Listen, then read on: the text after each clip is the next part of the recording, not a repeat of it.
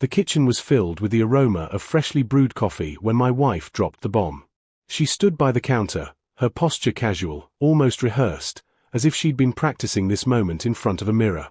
"I'm going on a date with my coworker," she said, her voice steady and matter-of-fact. I looked up from my laptop, where I'd been reviewing quarterly reports.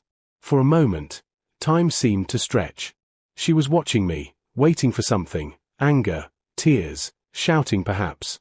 Her jaw was set in that defiant way I'd come to recognize over the past 6 months, ever since she'd started her new job at the marketing firm downtown. Instead, I closed my laptop slowly and stood up.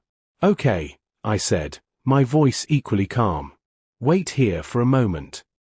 Her eyebrows furrowed slightly. This wasn't the script she'd expected. I walked to my home office, unlocked the filing cabinet, and pulled out a manila folder I'd prepared 3 weeks ago. My hands were steady as I returned to the kitchen and placed it on the counter between us. "Great," I said, sliding the folder toward her. "Then sign this." She stared at the folder as if it might contain a live snake. "What is this?"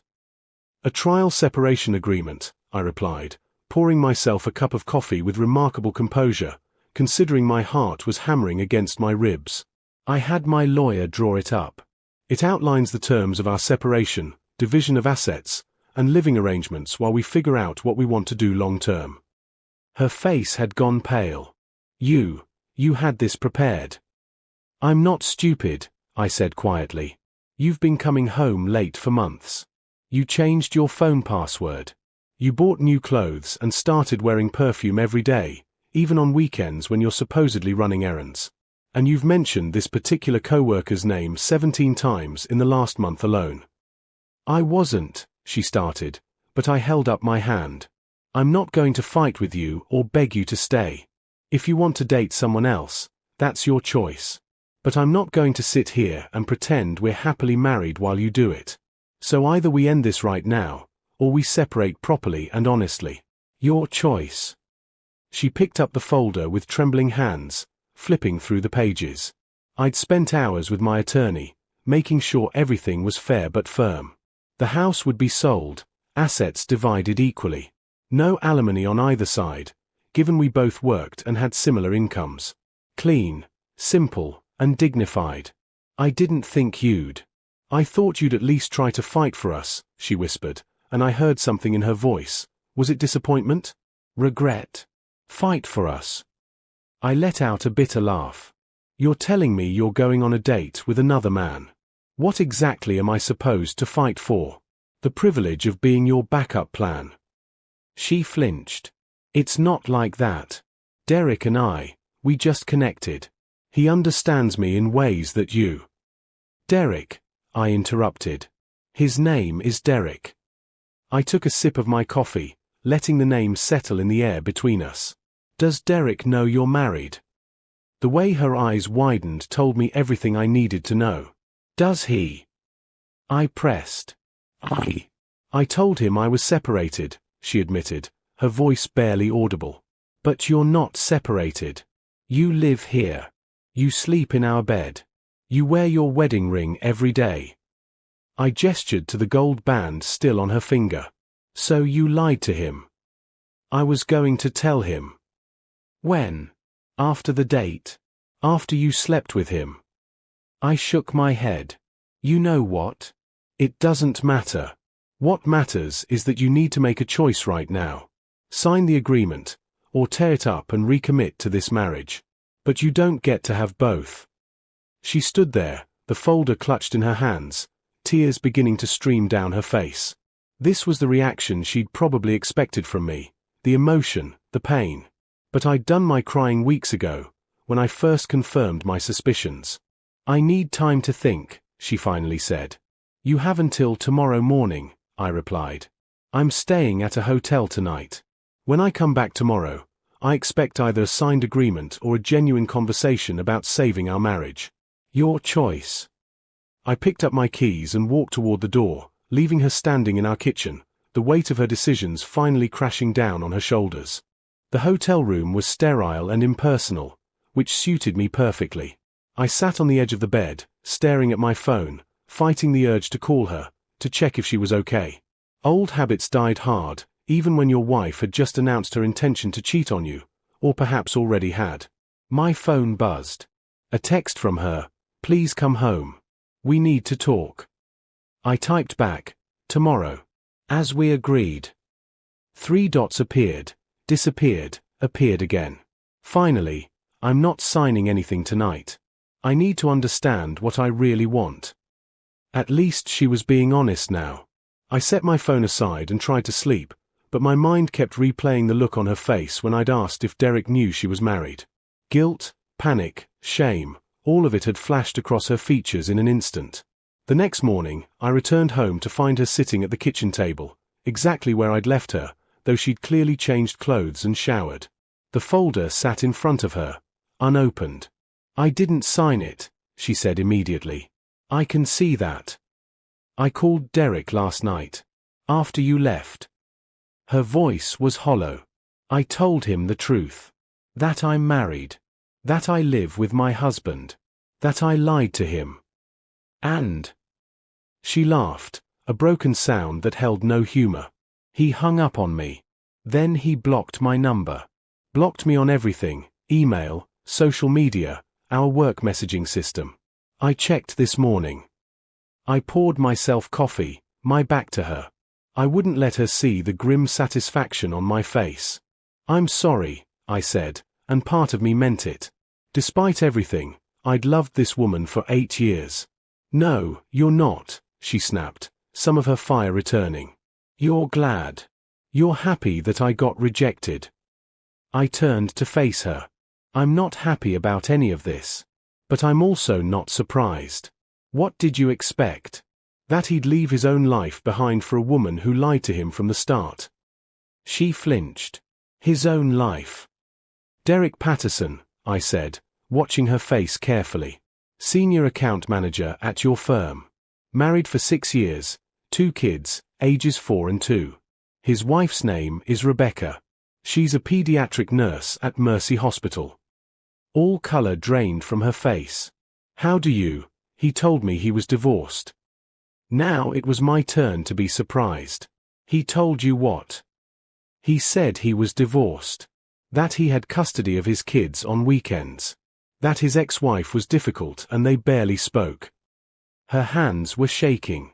"He never wore a ring. I never saw him with..." She stopped abruptly, covering her mouth. I sat down across from her, my anger momentarily forgotten in the face of this new revelation. "He lied to you." "Oh God." She was crying now, really crying. "I'm such an idiot. I threw away our marriage for a man who was lying to me the whole time. Who probably tells this story to every woman at the office." "Probably not every woman," I said dryly. "That would be exhausting." She looked up at me, mascara running down her cheeks. "How can you joke right now?" "Because if I don't, I'll start throwing things."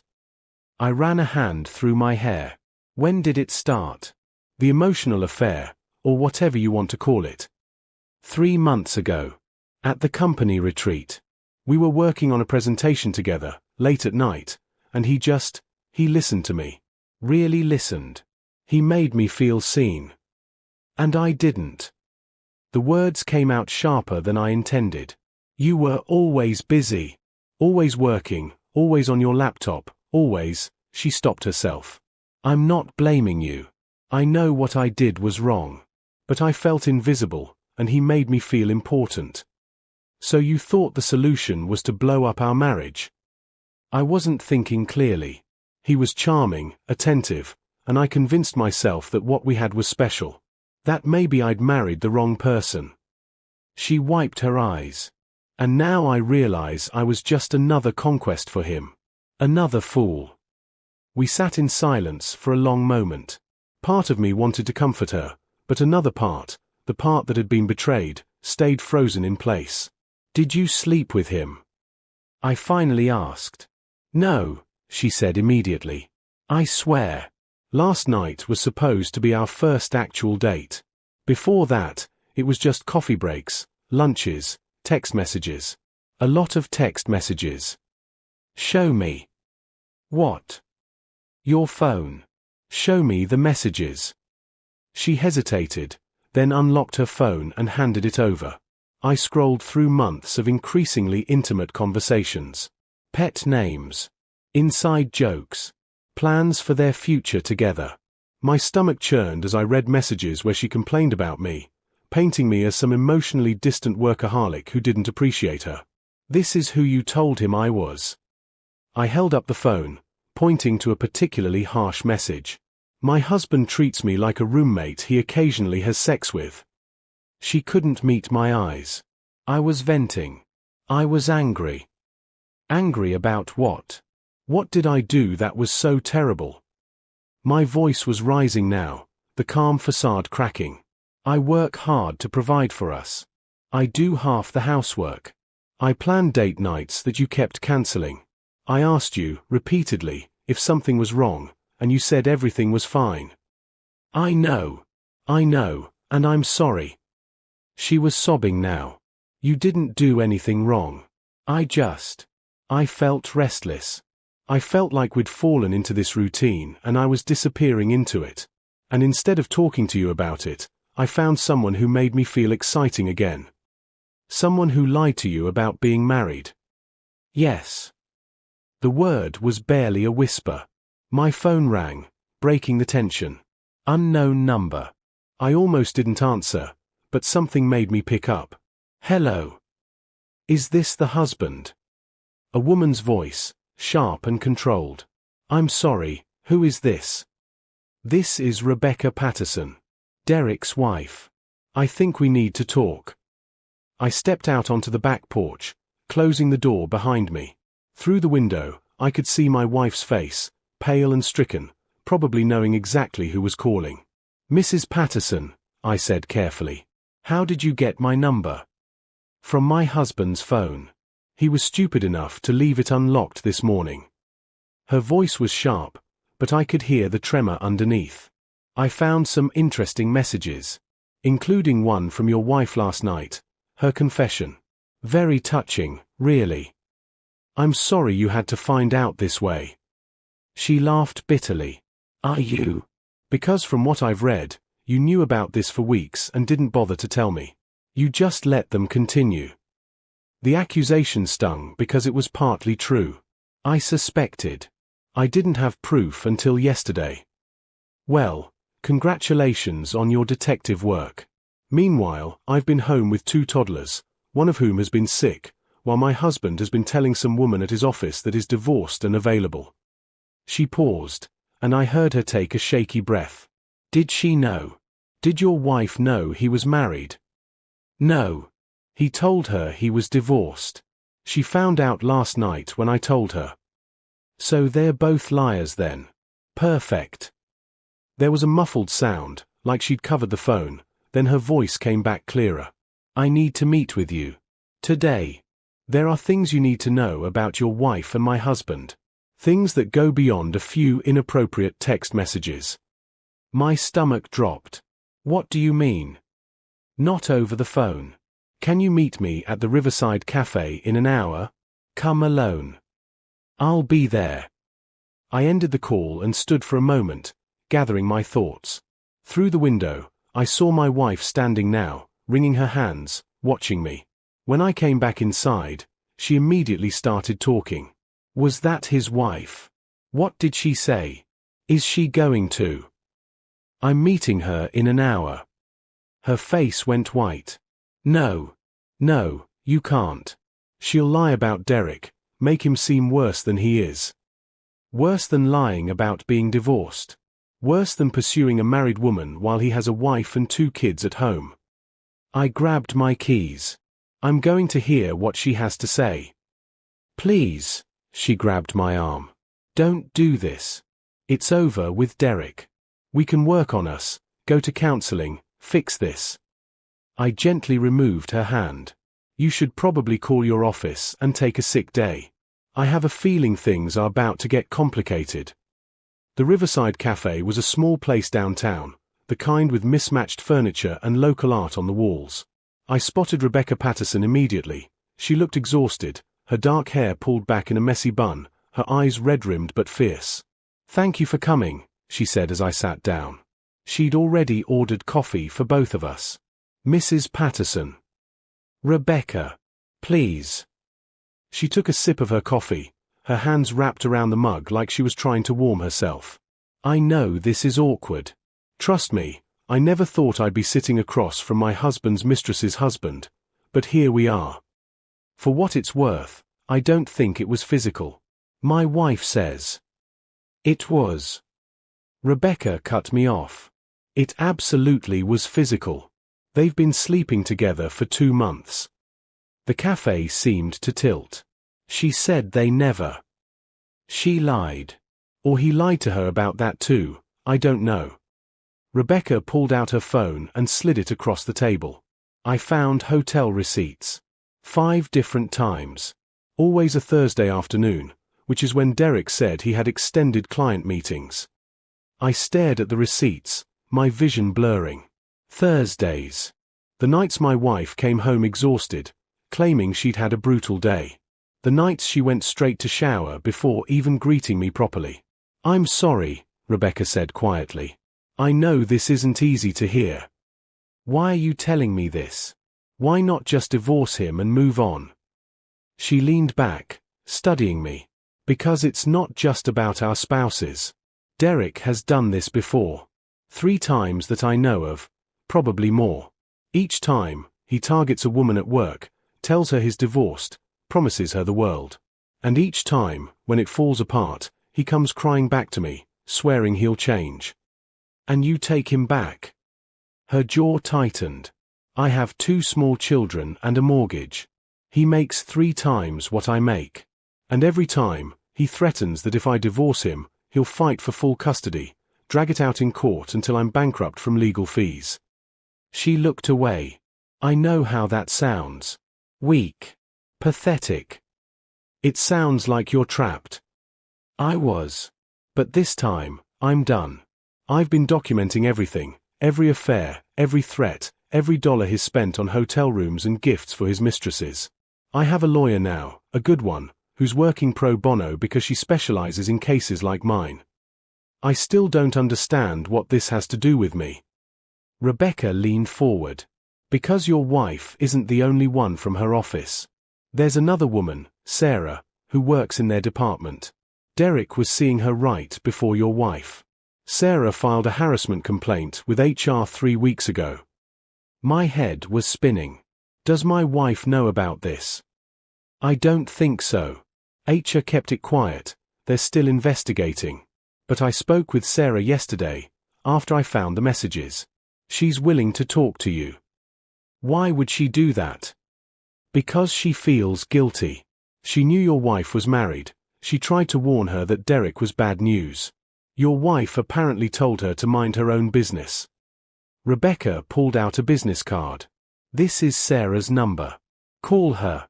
Hear her side. And then decide what you want to do about your marriage. I took the card, my mind reeling. What are you going to do?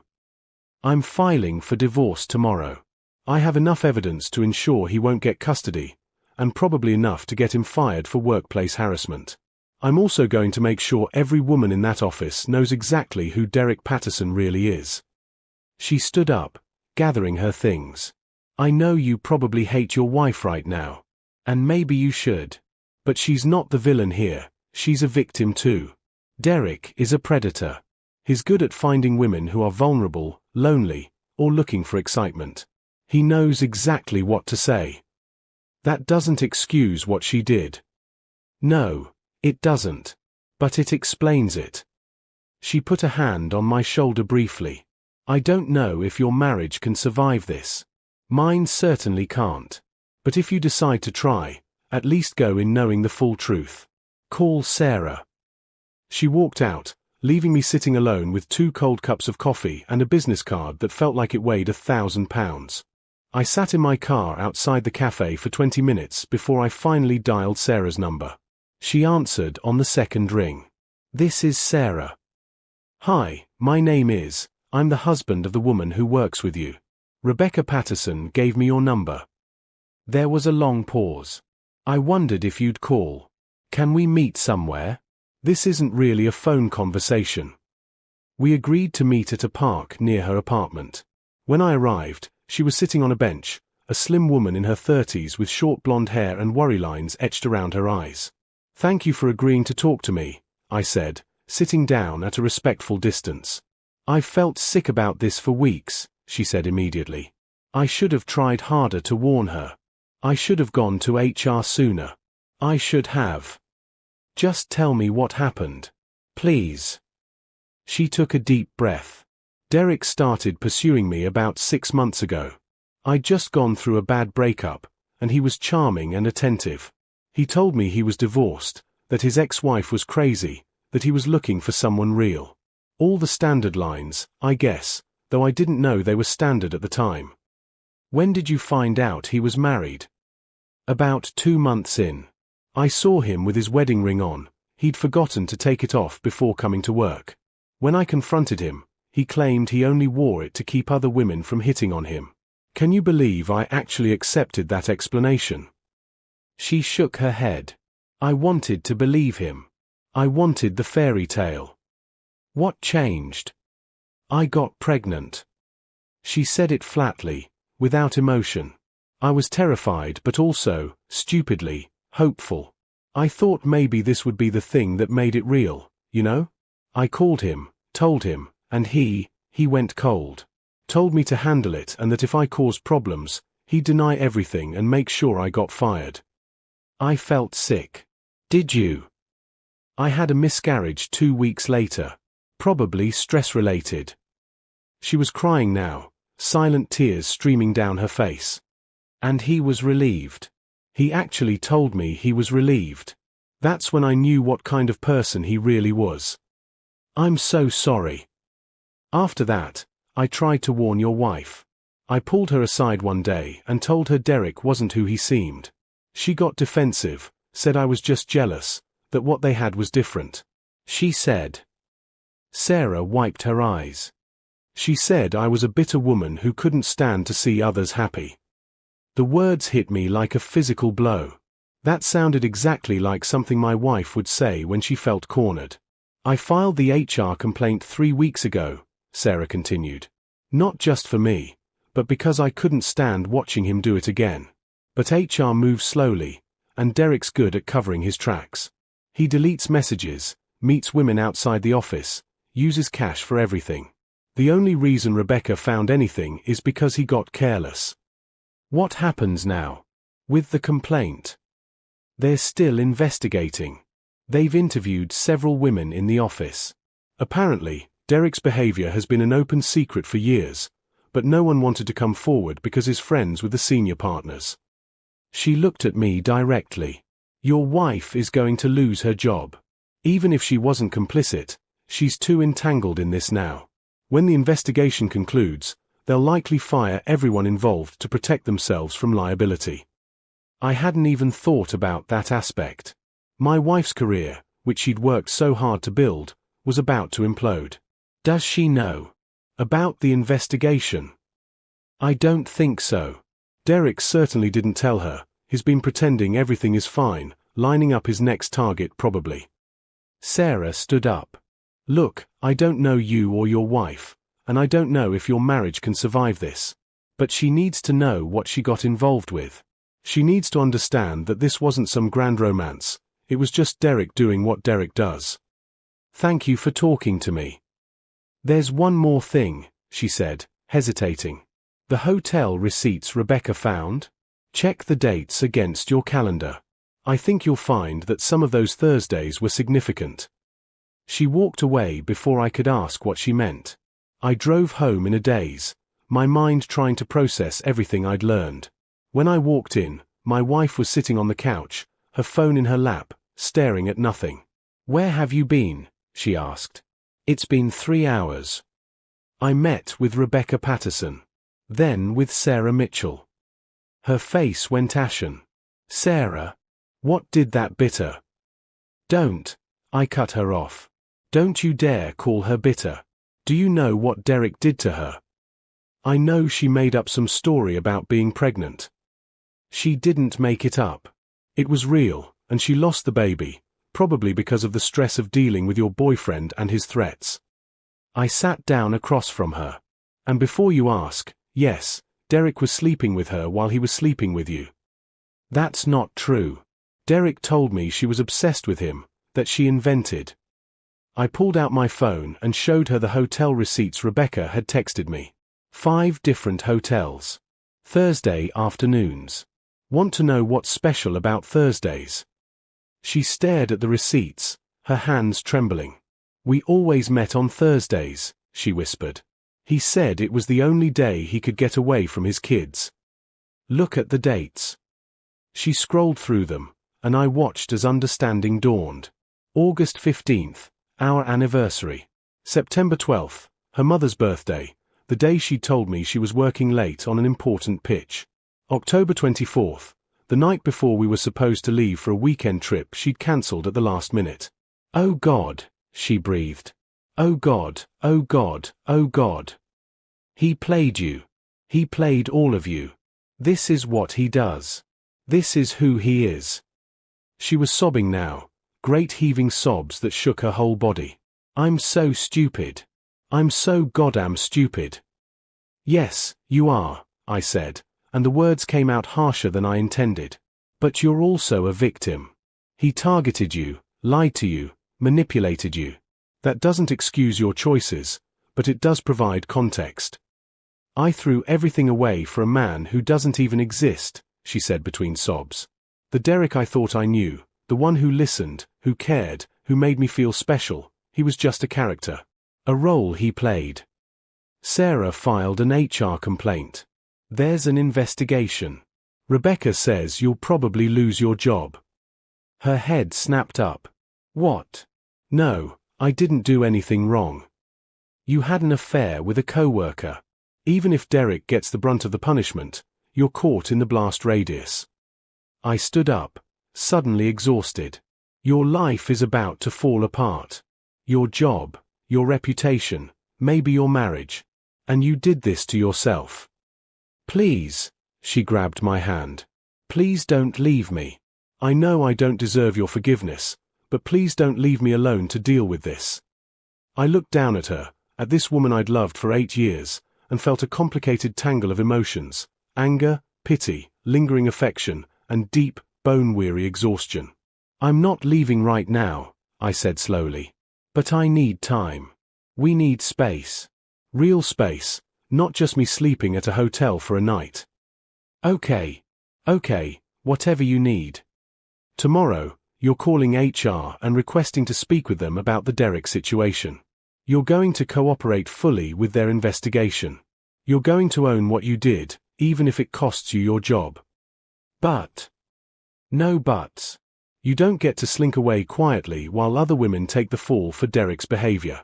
Sarah put her career on the line to stop him. The least you can do is tell the truth. She nodded, wiping her face. And then we figure out if there's anything left of us worth saving. 3 months later, I sat in Dr. Brennan's office, the marriage counselor my wife and I had been seeing twice a week. The room had become familiar, the comfortable chairs, the box of tissues strategically placed between us, the abstract art that was probably supposed to be calming. So, Dr. Brennan said, looking between us, you mentioned on the phone that there's been a development. My wife, I still thought of her that way, though we'd been separated for the past 2 months, nodded. I got a job offer. In Seattle. My stomach clenched. Seattle was 3,000 miles away. It's a good position, she continued, not looking at me. Better than what I had before. They don't know about what happened. Fresh start. And you're considering it? Dr. Brennan asked neutrally. I don't know. That's why I wanted to talk about it here. She finally met my eyes. Before I decide, I need to know if there's any chance for us. Because if there isn't, then maybe a fresh start somewhere else is what I need. The past 3 months had been brutal. She'd lost her job, just as predicted, though the circumstances were worse than I'd imagined. Derek had been fired immediately, and the company had offered settlements to 3 women who'd filed complaints. My wife hadn't been fired outright, she'd been given the option to resign quietly, which she'd taken. Derek's wife had filed for divorce, and the proceedings had been ugly and public enough that they'd made the local news. My wife's name had been mentioned in some of the coverage, though thankfully not prominently. Still, her industry was small, and word had spread. As for us, we'd been living separately. She'd moved into a furnished apartment downtown, and I'd stayed in the house.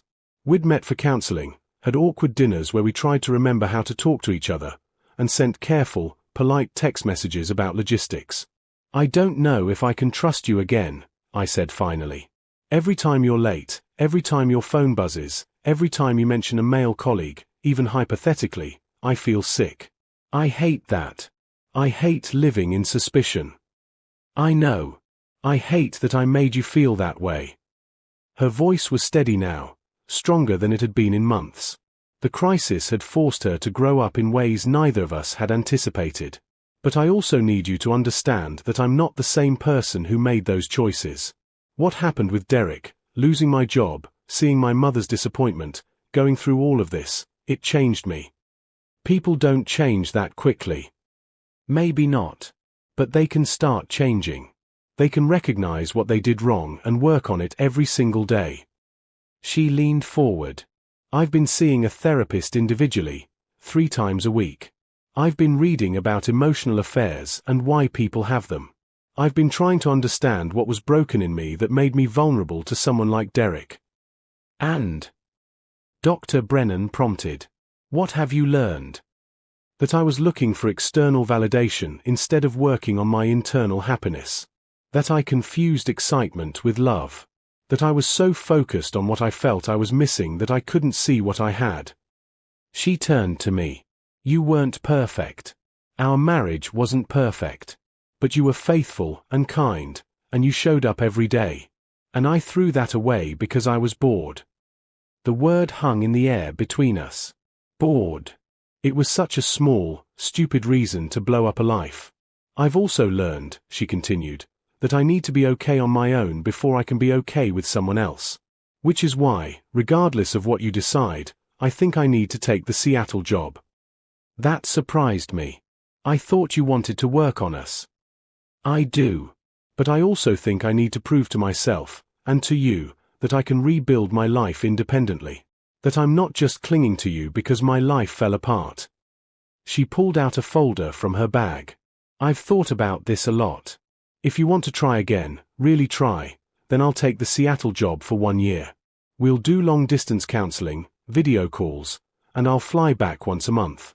I'll work on myself, build a new career, and prove that I can be trusted.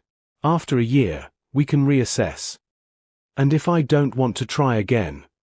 Pain flashed across her face. "Then I'll take the job and we'll file for divorce. Clean break. I won't fight you on anything. You can have the house, the savings, whatever you want. I just need to know where we stand." Dr. Brennan looked at me. "What are you thinking?" I'd been thinking about this constantly for 3 months. I'd talked to my own therapist, to close friends, to my parents. Everyone had opinions. Some thought I should leave her immediately, others thought I should forgive her and move on. But ultimately, the decision was mine. I think. I started, then stopped. "I think that what you did was one of the worst betrayals I can imagine. You didn't just make a mistake, you made a series of choices, over months, that prioritized your own desires over our marriage. You lied to me, to Derek, probably to yourself." She nodded, tears streaming down her face, but she didn't interrupt. "But I also think that people can change. Not always, maybe not even usually, but sometimes. And I think the woman sitting here now, owning her mistakes and proposing to spend a year proving herself, is different from the woman who told me she was going on a date with Derek. So you'll try." Hope colored her voice. "I'll consider it. But I have conditions."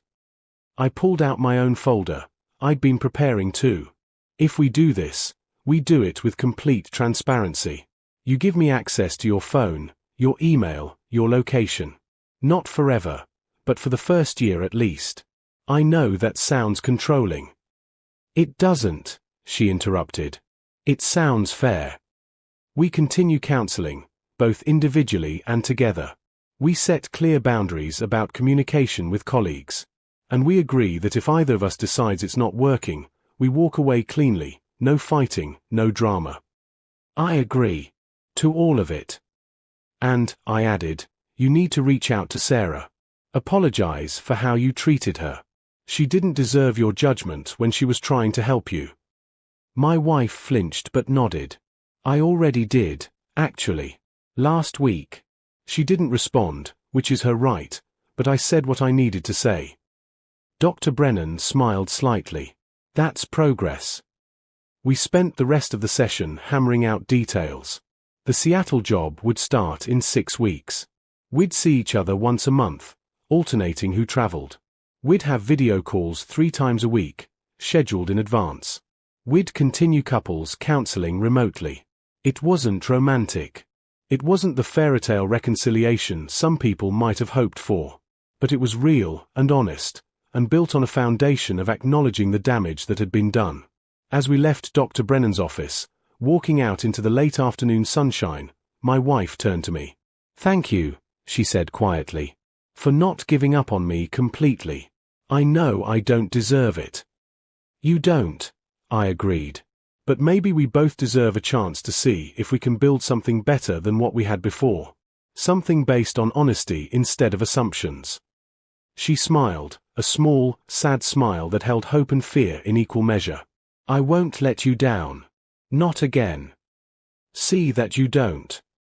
I started walking toward my car, then paused and looked back. One more thing. That pre-prepared separation agreement I showed you, I didn't have a lawyer draw that up weeks in advance. Her eyes widened. What? I printed it off a template website the morning you told me about Derek. Took me 15 minutes.